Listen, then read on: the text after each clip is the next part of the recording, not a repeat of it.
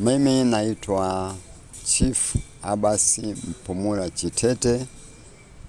Kwa heshima ya uchifu ni Ntirampungu Mpumula. Hapa ni kama katibu mkuu wa Baraza la Mila na Desturi mkoa wa Ruvuma. Lakini pia ni chifu mwenye asili ya kule Nyasa.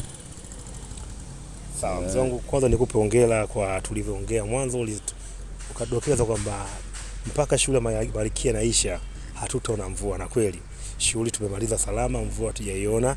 Tulivyomaliza kuzika mvua ikarudi. Tuambie, hii hali unaionaje na ilikuwa kuwaje, na zoezi lilikuwa linagumu kiasi gani?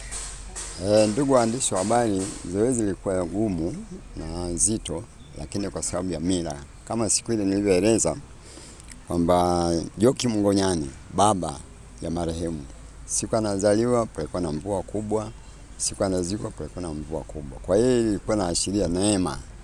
Lakini tukasema katika tukio kama hili tusiache hali iendelee. Watu wale ambao wanakuja kushuhudia tukio lile watakuwa na adha mbalimbali.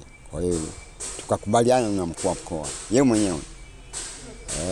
Mkuu wa mkoa akasema, wazee wa mila, hebu onyesheni kitu ambacho kitanipa mimi uzito katika eneo hili. Mvua ikinyesha mahali watu utashindwa kukaa kufanya nini, izuieni mvua.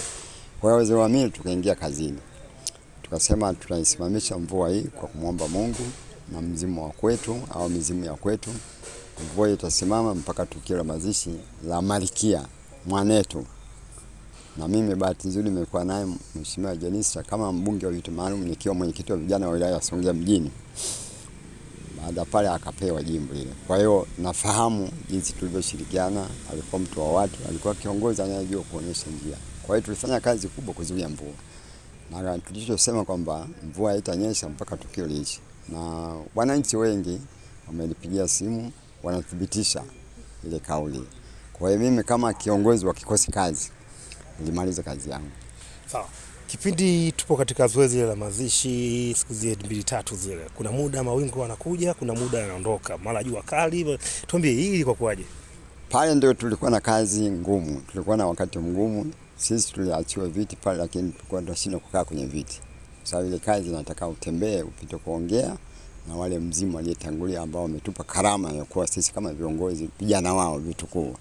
Kwa hiyo ilikuwa kazi, hatuwezi kueleza ya ndani sana. Lakini mambo tuliyofanya ndio haya ambayo yameonyesha matukio kwamba wingu linakuja kuanguka tukiwa Peramiho, tukiwa makambi, lakini mvua inakatika au inakwenda eneo jingine. Ni kwa sababu ya kazi za kimila. Mambo ya ndani kuna sayansi ya giza uweze kuielezea kila kitu ambayo haidhuru, lakini kwa manufaa ya watu wengi. Sawa, kwa hiyo Ruvuma ni mkoa wa kilimo na tunategemea zaidi kilimo katika kujipatia kipato, lakini pia hoja chakula. Kuna wasiwasi kwamba hii mvua imefungwa labda haitanyesha tena. Watoe wasiwasi wananchi wa mkoa wa Ruvuma. Hilo alipo tumeanza kufungua ile, na tunaendelea kuomba mzimu na Mwenyezi Mungu mvua itafululiza. Isipokuwa tunatoa tahadhari tu wale wenye nyumba ambazo hazijakamilika wajitahidi kukamilisha hizo nyumba. Wasio kaanza kutoa lawama kwa sababu mvua itakazokuja sio hizi ambazo wanazifikiria tu mvua za rasharasha. Ukishaomba mvua inakuja. Sasa ukiomba zaidi tutaanza kulaumiana kwa sababu mvua itakuja kubwa zaidi. Kwa hiyo mvua itaendelea, na mimi ninayeongea ni miongoni wa wale ambao wanalima, na mimi na kazi yangu kule zaidi ya 4 nalima kule Mchangimbole na mbele nyuma.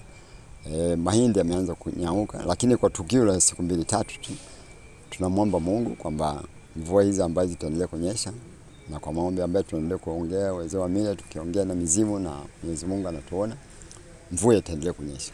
Sawa, unalivyo kuambia vijana ambao kwa sasa hivi hawaamini mila, wanaamini ni mambo tu achukua kawaida kuhusu mila. Vijana waache mchezo huo. Hii sayansi na teknolojia sisi tumepitia zamani kuliko wao. Kwa hiyo wanapopuuza mila wanatafuta maisha yao yaende vibaya. Mfano, ndugu zangu wa Nyakyusa na wale wa Chaga kila mwaka Christmas wanakwenda nyumbani kufuata mila. Sasa nitamshangaa kijana wa Kengoni au Mihao asijue mila ni nini au akapuuza wazee. Na wakasema hao wazee wamepitwa na wakati. Yeye ndiye amepitwa na wakati. Lakini asichezee moto.